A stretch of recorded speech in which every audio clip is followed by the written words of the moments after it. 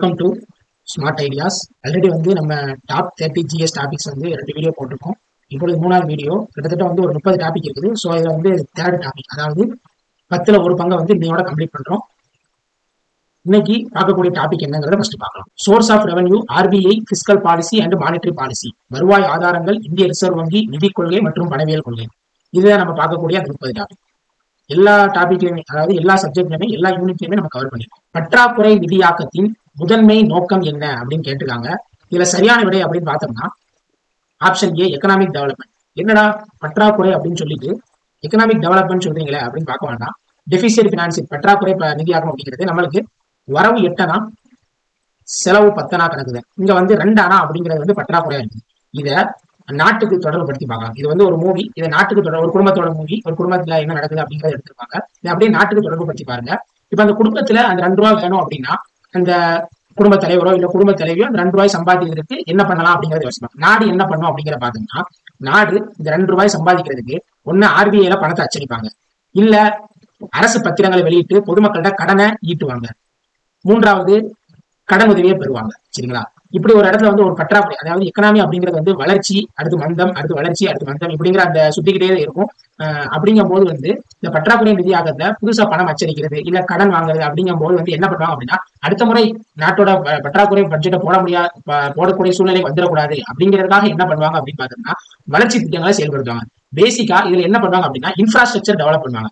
இன்ஃப்ராஸ்ட்ரக்சருக்கு உதாரணம் என்னன்னா ஒரு சிப்காட், ஒரு சிப்கோ மாதிரி நிறுவனங்களை வச்சு ஏதேனும் புதிய தொழில் தொடங்குறதுக்கான வாய்ப்பை ஏற்படுத்தும். அப்படி வாய்ப்பை ஏற்படுத்தும் போது ஆட்டோமேட்டிக்கா ஒரு இன்வெஸ்ட்மெண்ட் உள்ள வரும். அப்படி இன்வெஸ்ட்மெண்ட் உள்ள வந்ததுன்னா இந்த பல்வேறு மக்களுக்கு வேலை வாய்ப்பு கிடைக்கும். வேலை வாய்ப்பு கிடைக்கிறது மூலமா பொருளாதாரம் உயரும். சோ டெபிசிட் பினான்சிங் அப்படிங்கிறது வந்து எக்கனாமிக் டெவலப்மெண்ட், பொருளாதார முன்னேற்றத்திற்கான ஒரு அடிப்படை கூறு அப்படிங்கிறத நம்ம புரிஞ்சுக்கலாம். வேளாண்மையின் வணிகமயம் என எதனால் அழைக்கப்படுகிறது? Why is commercialisation of agriculture. Commercial அப்படிங்கும் போதே காமர்ஸ், வணிகம் அப்படின்னு வரும்போதே நம்மளுக்கு என்னன்னா வரும்னா சந்தையின் விற்பனை. குடும்ப நுகர்வு வந்து வடிவம் கிடையாது. இப்போ ஒரு விவசாயி வந்து பயிரிடுறாரு அப்படின்னா அவர் பயிரிடும் போது குடும்ப நுகர்வுக்கு எடுக்கிறது வந்து அவருக்கு காசை ஈட்டி தராது, அதே சமயத்துல குடும்ப நலனை பாதுகாப்பு. சரிங்களா? அதுக்கப்புறம் 2வது அதே மாதிரியே தான் கொடுத்திருக்காங்க, குடும்ப நுகர்வின் ஒரு பகுதி. சோ அது 2மே வராது. சி அப்படிங்கிற சந்தை விற்பனை, அதாவது தன்னோட குடும்பத்துக்கு தேவையான அரிசி மூட்டைகள் எடுத்து வச்சுட்டு மற்றவற்றை அவர் என்ன பண்ணுவார் அப்படின்னா சந்தையில போய் விற்பனை செய்வார், இல்ல ஃபுட் கார்பரேஷன் இந்தியால கொடுப்பாரு, பணம் ஈட்டிட்டு வருவார். இதைத்தான் வந்து என்ன சொல்றாங்க அப்படின்னா வேளாண்மை வணிகமயம் அப்படின்னு சொல்றாங்க. ஏபிஎம்சி கான்செப்ட் எல்லாம் இருக்குது, அதாவது agriculture produce market committee.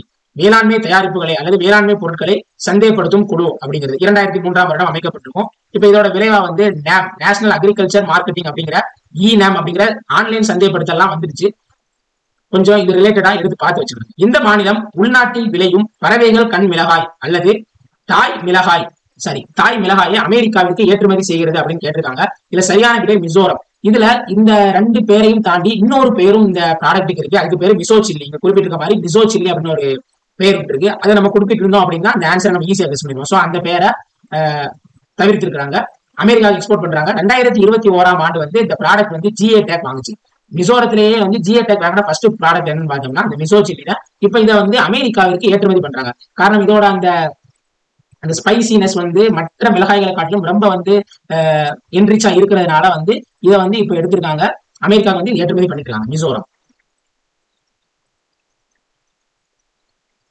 Okay, இது தொடர்பா தமிழ்நாட்டுல ரிலேட்டடா ஒரு கொஸ்டின் கேட்கிறேன், கீழே கமெண்ட் பண்ணுங்க. சரியான விடை அப்படிங்கிறத வந்து அடுத்த ஒரு வீடியோ வரும்போது நான் இன்ஃபார்ம் பண்றேன். சரிங்களா? அதாவது தமிழ்நாட்டுல ஒரு மாவட்டத்துல ஒரு மிளகாய் வகை வந்து GI டேக் வாங்குச்சு. அது எந்த மாவட்டம், அந்த மிளகாயின் பெயர் என்ன அப்படிங்கிறத கமெண்ட் பண்ணிங்க. இந்திய ரிசர்வ் வங்கி மலிவு பண கொள்கையை பின்பற்ற முடிவெடுத்தால் அதன் விளைவாக அப்படின்னு கேட்டிருக்காங்க. வங்கி வட்டி வீதத்தை குறைக்கும், லோவர் த பேங்க் ரேட். அதாவது மலிவு பண கொள்கைனா இதுவும் நீங்க குழம்பிக்க வேண்டாம். மலிவு பண கொள்கை அப்படிங்கிறது என்ன அப்படின்னு பார்த்தோம்னா இது வந்து மானிட்டரி பாலிசியோட ஒரு டூல்.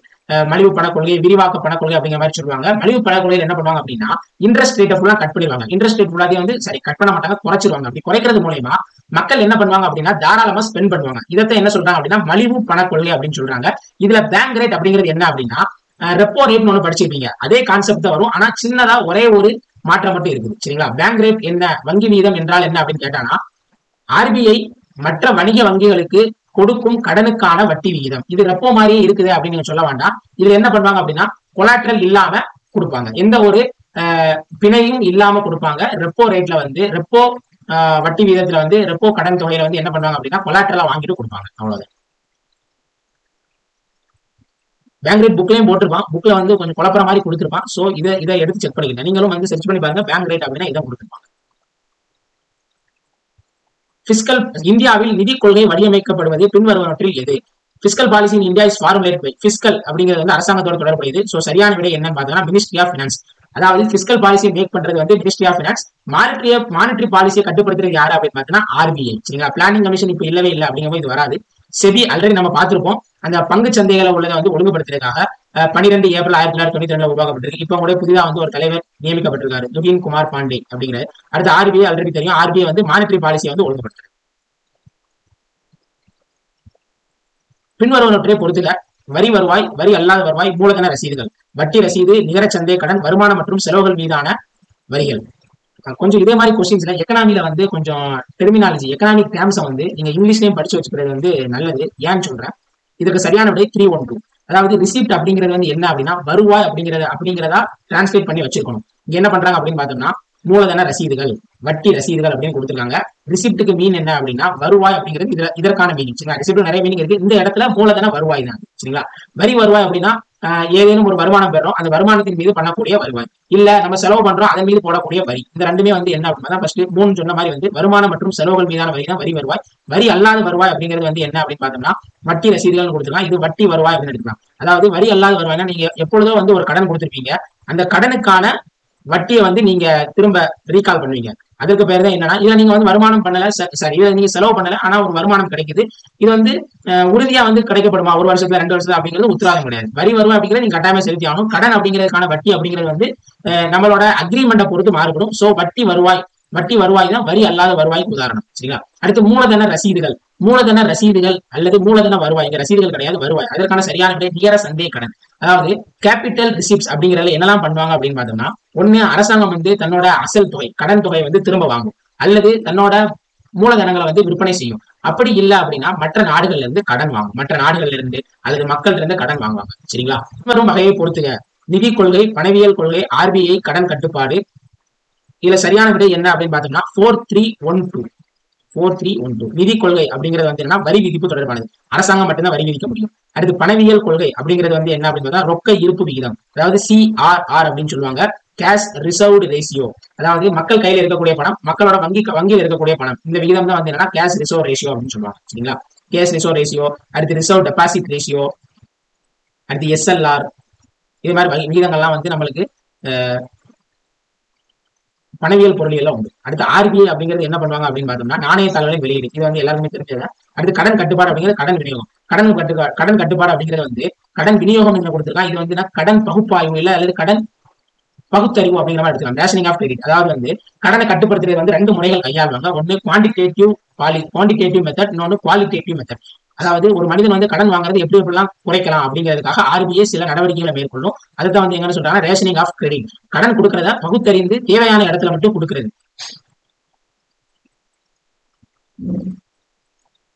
டைசல் இஸ் அசோசியேட்டட் வித் அப்படின்னு கொடுத்து ஒரு 4 ஆப்ஷன் கொடுத்திருக்காங்க. ரப்பர் பூங்கா, ஜவுளி பூங்கா, உணவு பூங்கா, உயிரி பூங்கா. டைசல் அப்படிங்கிறது எதோட தொடர்புடையது அப்படின்னா உயிரி பூங்கா. ஆப்ஷன் டி தான் சரியான விடை. உயிரி பூங்காவோட தொடர்புடையது பயோ பார்க். தமிழ்நாட்டில் இந்த டைசல் பார்க் அப்படிங்கிறது 2004ஆம் வருடம் ஏற்படுத்தியிருப்பாங்க. டைசல், டிட்கோ பிளஸ் டைடல் இவங்களோட கூட்டமைப்புல தான் ஃபர்ஸ்ட் டைசல் பார்க் உருவாக்கிட்டாங்க. இப்பொழுது கூட வந்து மொத்தம் தமிழ்நாட்டில் 3 இடத்துல இருக்குது. சென்னையில 2 இடத்துல இருக்குது, தரமணி லொகேஷன் போன்ற இடங்கள்ல. கோயம்புத்தூர் இப்ப புதுசா உருவாக்கிட்டாங்க. இது வந்து கூற்று காரணம் கேட்டாங்க. இந்தியாவில் உற்பத்தி செய்யும் திட்டம் 2014 அறிமுகம் செய்யப்பட்டது. காரணம் இதன் முக்கிய நோக்கம் உள்நாட்டு உற்பத்தி துறையை ஊக்குவிப்பதும் நாட்டிற்கான முதலீடுகளை அதிகரிப்பதே ஆகும். இதற்கு வந்து சரியான விடை ஏ மற்றும் ஆர் இரண்டும் சரி. ஆர் என்பது ஏற்கான சரியான விளக்கம். அதாவது இந்தியாவில் உற்பத்தி செய்ய மேக் இன் இந்தியா அப்படின்னு ஒரு சிங்கம் லோகம் போட்டு கொடுத்திருப்பாங்கல்ல. இந்த மேக் இன் இந்தியா அப்படிங்கிறது வந்து இந்தியாவில் உற்பத்தி அறிமுகப்படுத்துறதுக்கான ஒரு திட்டம். இதுல என்ன பண்ணுவாங்க அப்படின்னு பார்த்தோம்னா இந்தியால சின்ன MSME செக்டாரை டெவலப் பண்றதுக்காக பெரிய நிறுவனங்கள் இந்த சின்ன நிறுவனங்கள்ட்ட வந்து ஆர்டர்ஸ் கொடுத்து அந்த பொருளை வாங்குவாங்க. இப்போ உதாரணத்துக்கு இந்தியால மஹேந்திரா கார் உற்பத்தி பண்றாங்க அப்படின்னா அந்த காருக்கு தேவையான ஸ்பேர் பார்ட்ஸ் எல்லாத்தையும் இந்தியாவில் உள்ள MSME செக்டாருக்கு கொடுத்துருவாங்க.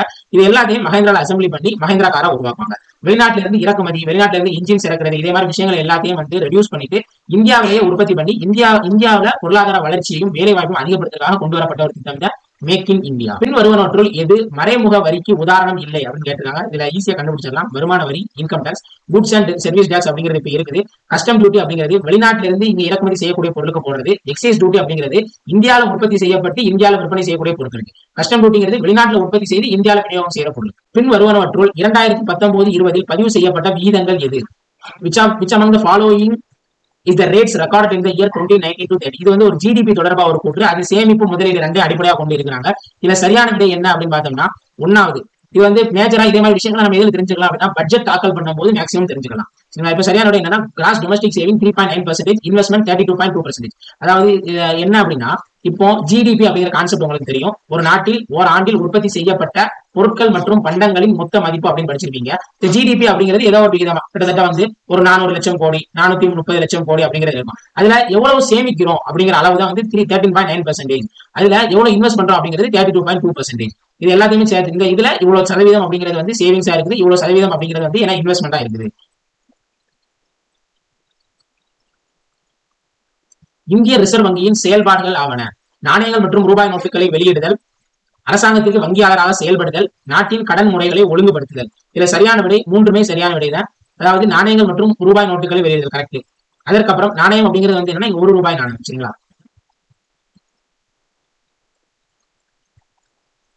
சரி, நாணயங்கள் மற்றும் ரூபாய் நோட்டுகளை வெளியிடுதல். அடுத்து அரசாங்கத்துக்கான வங்கியாளர் பேங்க். அரசாங்கத்துக்கு வந்து என்ன பண்ணும் அப்படின்னா நாட்டோட பொருளாதாரங்கள் எப்படி இருக்குது, சோ இந்த விகிதங்கள் எல்லாம் சேஞ்ச் பண்ணலாம், இந்த விகிதங்கள் எல்லாம் குறைக்கலாம் கூட்டலாம் அப்படிங்கிற ஆலோசனையா செயல்படும். அடுத்து கடன் முறைகள். இதை நான் ஆல்ரெடி சொல்லியிருப்பேன். கடன் முறையில கட்டுப்படுத்துற 2 முறை கையாளும். ஒன்னு குவாலிட்டேட்டிவ் அப்ரோச், இன்னொன்னு குவான்டிடேட்டிவ் அப்ரோச். இந்த ரெண்டையுமே இது பண்ணணும். சரிங்களா? அடுத்து இது ஒரு டிஃபரெண்ட் டைப் ஆஃப் ஒரு கரன்சி. இது வந்து RBI தான் வந்து இனிஷியேட் பண்ணாங்க. இந்திய ரிசர்வ் வங்கி அறிமுகப்படுத்த உள்ள மைய வங்கியின் மெய்நிகர் மின்னணு பணத்தின் அமைப்புகளை இது அறிமுகப்படுத்தியாச்சு. ஆனா பெரிய அளவு கமர்ஷியலைசேஷன் வரல. சரிங்களா? வங்கி கணக்கின் அடிப்படையானது அடையாள விடை. இதுல சரியான விடை அப்படிங்கறத பார்த்தோம்னா 1, 2 இந்த ரெண்டுமே வந்து சரியான விடை. இது பொதுமக்களோட பயன்பாட்டுக்கு இன்னும் பெரிய அளவுல வரல. சரிங்களா? அதாவது வங்கி கணக்கின் அடிப்படையில டேரக்டா அக்கௌண்ட்டுக்கு வந்து அமௌண்ட்ஸ் கொடுப்பாங்க. அப்படி இல்லை அப்படின்னா ஒரு டோக்கன் மாதிரி இப்ப நம்ம ஏதாவது ஒரு உதவித்தொகை வருது. இப்போ உதாரணத்துக்கு கலைஞர் மகளிர் உரிமை தொகை எடுத்துக்கிட்டோம்னா அதுக்கு ஒரு டோக்கன் கொடுத்துருவாங்க. அந்த டோக்கனை வச்சு நம்ம கிளைம் பண்ணிக்கலாம். இது 2022ஆம் வருடம் ஒரு பைலட் ப்ராஜெக்ட் அறிமுகப்படுத்தப்பட்ட ஒரு திட்டம். இந்திய அரசின் பண கொள்கையானது பொருளாதார கொள்கையின் பின்வரும் 2 நோக்கங்களை வலியுறுத்துகிறது. மொத்தம் 4 கொடுத்துட்டு 2 என்னன்னு கேட்டுதான். ஃபர்ஸ்ட் ஒன்னு பொருளாதாரத்தில் பணவீக்க அழுத்தத்தை கட்டுப்படுத்துவதும் குறைப்பதற்கு, தேசிய வருமானம் மற்றும் மக்களின் வாழ்க்கை தரத்தை உயர்ந்த நாட்டின் பொருளாதார வளர்ச்சியை விரைவுபடுத்த, தலா வருமானத்தை அதிகரிக்க மலிவு பண கொள்கைக்காக. இங்கிலீஷ்லயும் ஒரு படிச்சிடறேன், ஏன்னா வந்து இது டிரான்ஸ்லேஷன் வந்து பெரிய அளவுல சரியில்லை. To control and reduce inflation pressure in the economy, speed up economic development in the country to raise national income and standard of living to the people, to increase the per capita income, to have a cheap money policy.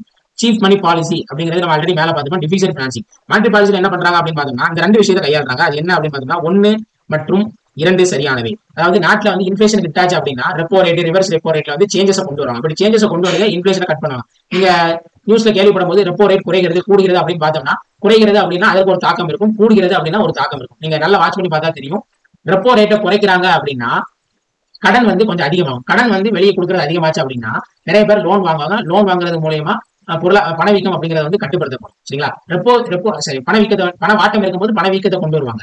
பணவீக்கம் அதிகமா இருக்குது அப்படின்னா என்ன பண்ணுவாங்க அப்படின்னா repo ரேட்டை reverse repo ரேட்டை increase பண்ணுவாங்க. இன்க்ரீஸ் பண்ணும்போது மக்களுக்கு கடன் கிடைக்கிறது அப்படிங்கிறது கம்மியாகும். சோ லோன்ஸ் வந்து ஈஸியா கிடைக்காது. ஆட்டோமேட்டிக்கா வந்து எல்லா விற்பனையும் வந்து கொஞ்சம் மந்த நிலையை அடையும். மந்த நிலையை அடையும் அப்படின்னு பார்த்தோம்னா விலைவாசிகள் கொஞ்சம் சற்று குறையும்.